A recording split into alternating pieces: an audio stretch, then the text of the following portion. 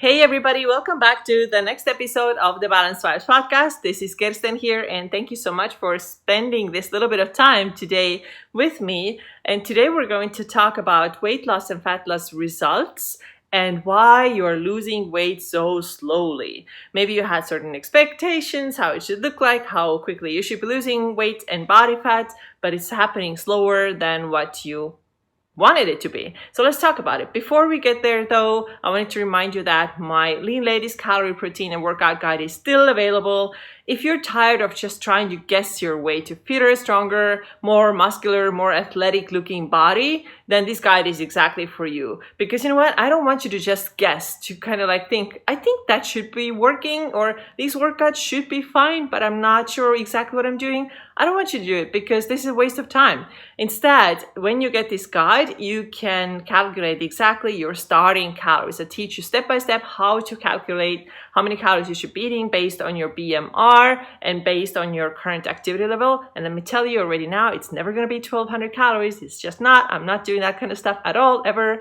Also, this guide will teach you how much protein you should be eating for your goals, because protein is so important for so many things. You know, a lot of people only know, okay, yeah, putting on muscle. Yes, it is a big one, but there's so many other reasons too why we need to have a high amount of protein, why we need to put on muscle to begin with. It's really important. So all this will be taught to you also in this guide. And last piece of the blueprint is going to be the workouts, so that you can stop guessing. You can go to the gym with a plan and you know what you're doing, how many reps you're doing, what are the main exercises, what are the accessory exercises, what your plan should look like. This is also included in the Lean Ladies blueprint. So make sure that you grab this guide. It is in my Instagram bio, it is in YouTube description, it is in the show notes, and also on my blog, which is urbanjane.co. Go to blog and you will find that guide there as well.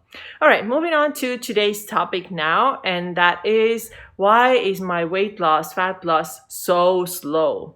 A couple of reasons why it might be slow. I want to discuss them today because this is a very common frustration, right? People have certain expectations, and that's actually number one. So what are your expectations? Maybe there's something going on with that. Maybe you thought that your weight loss should be way faster than what is realistic and or healthy for you. Maybe you started your macro tracking or whatever other way of, changing your nutrition you used to lose weight, and you're thinking, okay, I should be losing 3 pounds a week and then 3 pounds every single week. And when we think about it like that, then in 4 weeks you should be losing 12 pounds. And of course, like when you look at those magazines and those just stupid things that have stuff like that on their covers, lose this much fat and lose this much body weight in just 12 weeks. Those numbers are just ridiculous. And they put this thought into your head that weight loss should happen really, really quickly. So now you have this expectation in your mind. Okay, I should be doing this too, but it's not happening. Therefore, it's not working. And I want you to understand that healthy fat loss, weight loss rate is not 3 pounds a week. It may be for somebody who's very, very overweight, and that, first several weeks it may happen, but this is not the majority of people. Most people, if they lose on average maybe half a pound to 1.5 pounds of weight per week, this is a good pace. So if you are on track with that, you are not actually slow. Everything is okay. Everything is under control. So you don't have to worry about it. It's just about managing your expectations. The other thing, I briefly touched on that already.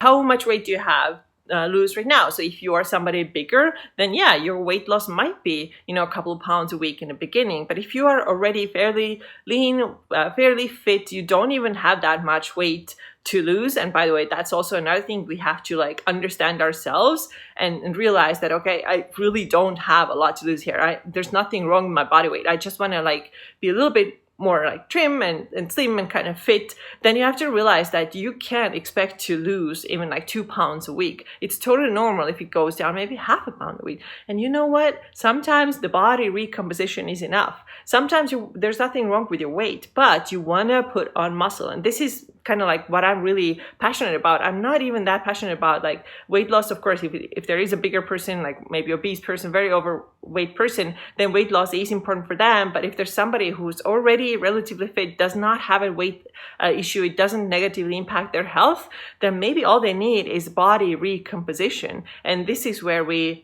gain more body lean body mass, which is muscle, and we lose body fat. And you know what? This may not show on the scale. Your scale might be the same. So the first thing is to manage your expectations and understand that weight loss does not have to be fast. It's perfectly normal if you have a weight loss goal and you lose like 0.5 pound to 1.5 pounds a week. So don't worry about it. Manage your expectations.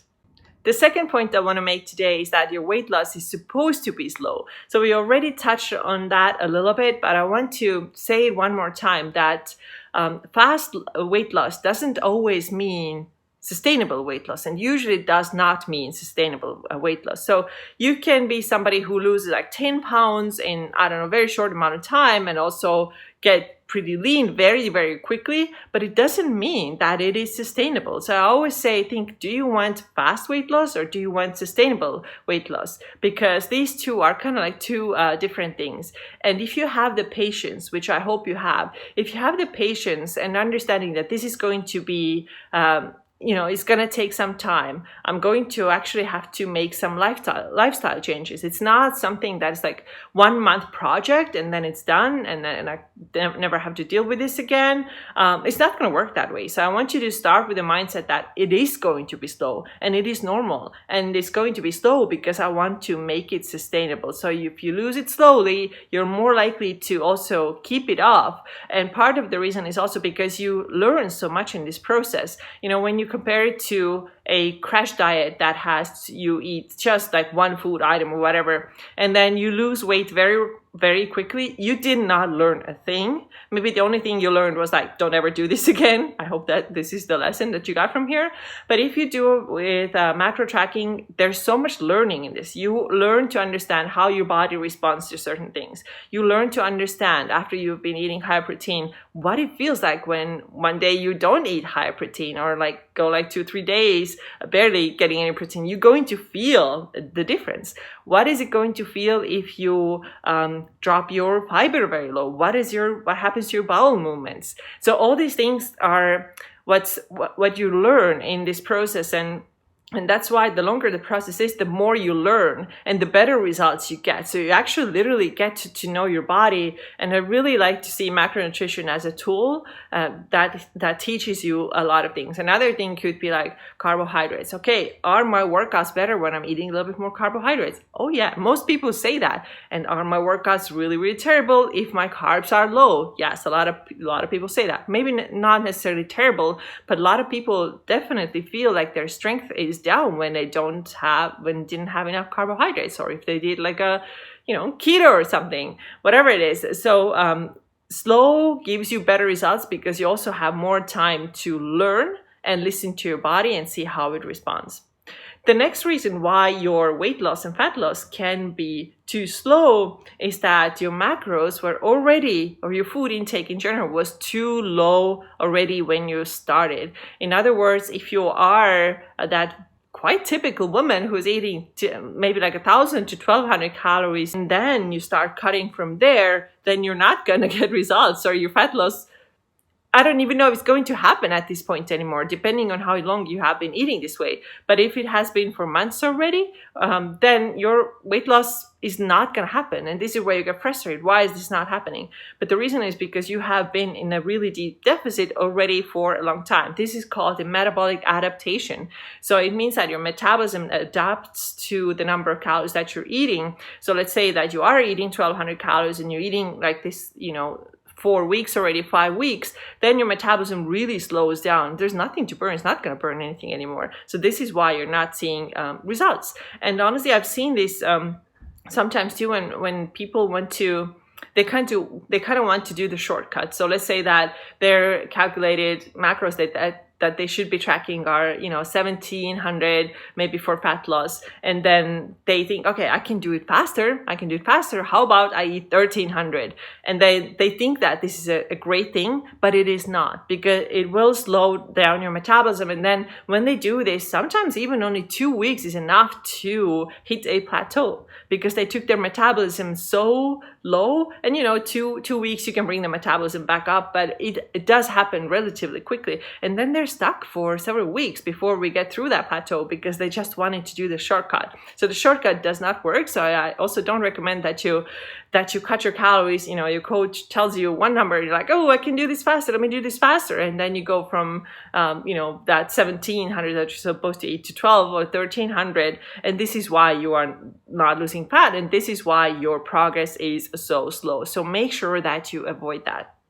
Now, the fourth point is that maybe your calories are too high. So now this is another person. This is not the person who's eating 1,000 to 1,200 calories a day. This is a person who is eating way over. Maybe their fat loss calories should be around 1,700, but they're constantly eating 2,000. And maybe they don't know. Maybe they don't have the awareness. Maybe they don't track anything, and that's why they don't know. And that's why I always recommend that this is literally the best thing you can do to get a starting point. There's no other thing that helps you best than taking the MyFitnessPal and tracking. Like, what does my food intake look like in over the course of 5-7 days? What does it look like?